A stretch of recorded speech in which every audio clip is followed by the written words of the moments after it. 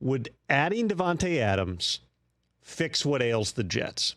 And let me answer that question for you. Please do. Because that is the ultimate question, is it not?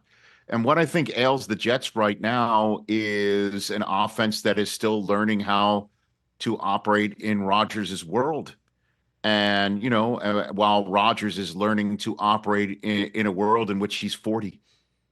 And that is occasionally making things tougher, where the easier throws aren't connecting.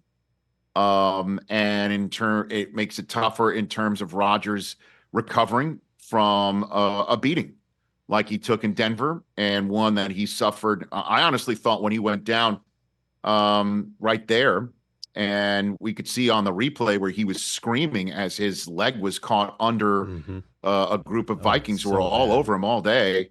I thought he was done.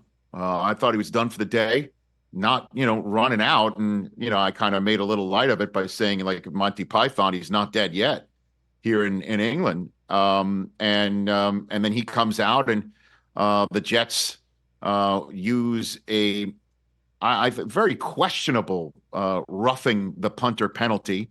Although Gene Steratore came on our broadcast to say any time that somebody contacts the plant leg, that is going to be a penalty, and a 15-yarder, as a matter of fact. And the Jets utilize that to go down the field and make a game of it. But that said, Davante Adams coming in would be another voice in the Jets receiver room, other than Rodgers's, to tell them this is where this offense requires you to be. This is where it requires you to be at a certain time. It's a timing offense. You got to be open at a certain time. If you think you're not open, don't worry. I'll throw you open. I'll back shoulder you here. I'll lead you away from the defense there. Against the Broncos, the drive that the Jets were driving to try and win the game, there was a crucial moment where Rodgers threw it, and Garrett Wilson's head hadn't been turned yet. Yesterday, the final interception that Stephon Gilmore collected to make it a trifecta for the Vikings defense that looked terrific. Once again, Mike Williams hadn't turned his head, but Gilmore had. So those are things that I think Davante Adams can show the way on, and it's a voice other than Rodgers's. And then, Rodgers is dealing with just knowing that there'll be certain times where he thinks he can sometimes leave the pocket, can't, stepping up. Sometimes he can do that. I mean, the number of times Kurt Warner kept saying during the broadcast, his arm's just fine. That arm looks just as the Rodgers we've always seen before. So putting that all together, I think Davante Adams can absolutely help on that front. No question about it. And we asked Rodgers about it in our pre-broadcast meeting, and he essentially said that there is a premium on having somebody who knows, the practice and how to practice and what the schedule is. And I can tell you this, Rodgers adores Garrett Wilson. He targeted him 20 times. He caught 12 passes. But the Vikings were just the better team yesterday, man. And they were the better team yesterday. And that was after losing Aaron Jones. And their offense became more one-dimensional. And Sam Darnold didn't have that magic touch where he's throwing touchdowns like Oprah's giving away cars. But when it came down to it, he stepped back. He made some great throws. One to Jefferson, one to Munt, his tight end. And that helped put them up by 6. And then the defense shut the door. And that's why I guess we're coming full circle here. They're 5-0, and they are a really hard 5-0. Although 2 of their wins are against AFC teams, and that for tiebreaker purposes really doesn't help them in the long run. It's more of the NFC teams that they've beaten.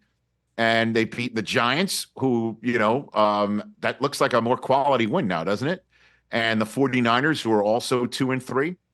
And we could see what they did against Green Bay at Green Bay. I mean, they are already 3-0 in conference.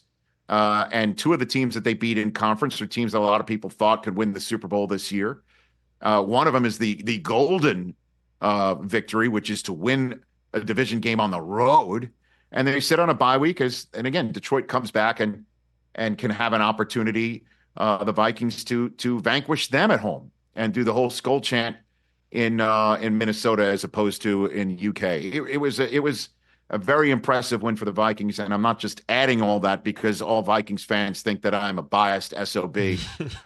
Even though as you know, I've been laying that groundwork for weeks on our show. I said I would give anything for a one-score game at the end, and it didn't look like we were going to get that at 17-0, but we did at the end, and it was a big-time win for the Vikings, and I hope people were enjoying the broadcast all the way up to kickoff of the 1 o'clock games. When I was asking myself that question last night, Rich, about the Jets and a Davante Adams trade, where I came down to was this. Does it fix everything? No. But what I saw with Aaron Rodgers yesterday, and I've covered him almost his entire career, going back to my days at the Green Bay Press Gazette when he's backing up Brett Favre.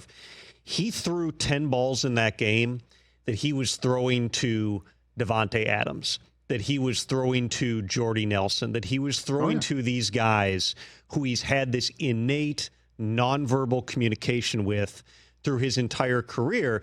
You're right. And Kurt's right. The arm looks fine. He could not move in that game, especially after he torqued the ankle. He also probably intellectually knows he shouldn't move a lot at this stage in his career because holding onto the ball is what got him hurt last year, because the longer he extends plays, the more shots he's going to take on a 40-year-old body. But when it came down to just snapping that ball off and the quick release and firing into tight windows, he was doing it. He threw 10 balls yesterday that were intended for Davante Adams, and the current group of Jets receivers caught 2.